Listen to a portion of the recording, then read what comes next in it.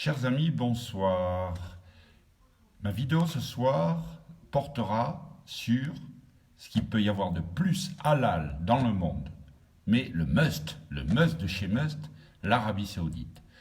Avant de commencer de vous exposer cela, je vais vous rappeler, comme d'habitude, que le halal, c'est la charia, puisque c'est défini comme tel, c'est ce qui est permis, autorisé. Et la charia, c'est un ensemble de règles très strictes, qui inclut notamment la peine de mort pour les apostats, l'amputation de la main du voleur ou la lapidation de la femme adultère. Je vous le rappelle parce que c'est quand même, il ne faut jamais le perdre de vue. Alors, l'Arabie Saoudite. L'Arabie Saoudite, c'est quand même quelque chose. C'est quand même quelque chose parce que c'est un pays donc, qui détient les lieux saints, qui n'a jamais été souillé par les infidèles, puisqu'il n'y a aucune église en Arabie Saoudite, aucun temple protestant, aucun temple bouddhiste, bien entendu. Donc c'est un pays qui est pur, qui est parfaitement halal. Et à tel point, il est tellement pur, tellement un exemple, bien entendu, qu'il a été propulsé à la tête d'une commission de l'ONU sur les droits de l'homme. Il faut le faire quand même. C'est quand même quelque chose d'absolument... il n'y a pas de mots pour dire comment on peut arriver à une telle aberration. C'est une aberration. Alors, l'Arabie Saoudite. L'Arabie Saoudite, ce qui m'a donné donc l'idée de faire ce petit focus sur l'Arabie Saoudite, c'est que depuis le début de l'année 2019, il y a eu 134 exécutions capitales, dont des femmes et des adolescents. Qu'est-ce qu'ils avaient fait? La plupart du temps, soit donc on les soupçonnait de s'attaquer au régime, bien entendu, mais comme c'est une théocratie, quand vous attaquez au régime, vous vous attaquez à la religion, bien entendu, c'est une théocratie. Ils sont désignés par Allah, par la volonté d'Allah.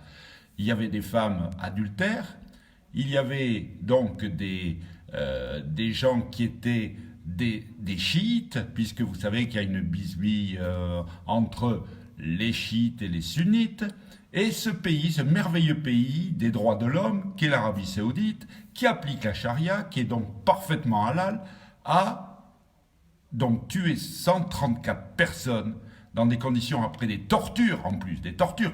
Et toutes les associations des droits de l'homme se mobilisent pour dénoncer. Mais l'Arabie Saoudite, depuis 1945, est le pacte de Quincy avec les États-Unis. Évidemment, il y a le pétrole, il y a la bonne odeur du pétrole. Mais malgré tout, je pense qu'on pourrait quand même agir. Et cette bonne odeur du pétrole a entraîné des compromissions, ce qui fait qu'on ne fait rien. On ne fait rien et que même, donc, alors qu'on sait, on le sait parfaitement, que la doctrine wahhabite, alors, vous savez, à l'heure actuelle, on cherche des subtilités dans le Coran, pour l'application du Coran et dans l'islam. Alors, vous avez les salafistes, vous avez les wahhabites, vous avez les frères musulmans, vous avez toutes ces variantes, soi-disant, mais tout applique le Coran, tout applique la charia, bien entendu. Donc, l'Arabie Saoudite a subventionné à hauteur de 71 milliards répertoriés, bien entendu, parce qu'il y en a certainement beaucoup plus, 71 milliards de dollars depuis l'année 1995, 71 milliards de dollars pour subventionner le terrorisme et l'expansion de l'islam. L'expansion de l'islam, c'est-à-dire aussi le terrorisme, ça a été prouvé. Il y a beaucoup d'éléments qui permettent de démontrer que l'Arabie Saoudite subventionne le terrorisme. Il ne faut pas oublier que dans l'attentat du World Trade Center en 2001, eh bien, la majorité des terroristes étaient des Saoudiens. Alors voyez ce merveilleux pays des droits de l'homme, ce merveilleux pays qui est parfaitement halal. Parfaitement halal. Quoi de plus halal que l'Arabie Saoudite? C'est pas possible.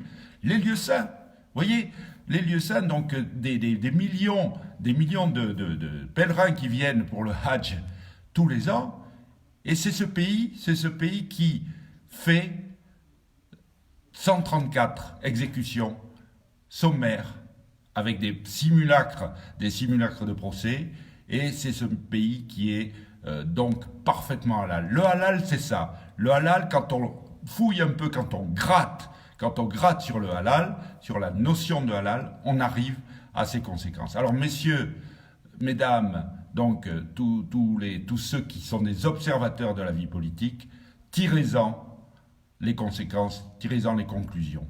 Parce que ça commence à devenir grave, gravissime, qu'on laisse faire des choses comme ça sans réagir et sans en tirer les conséquences. Voilà ce que je voulais vous dire ce soir, et je vous souhaite une agréable soirée et un agréable week-end. Au revoir.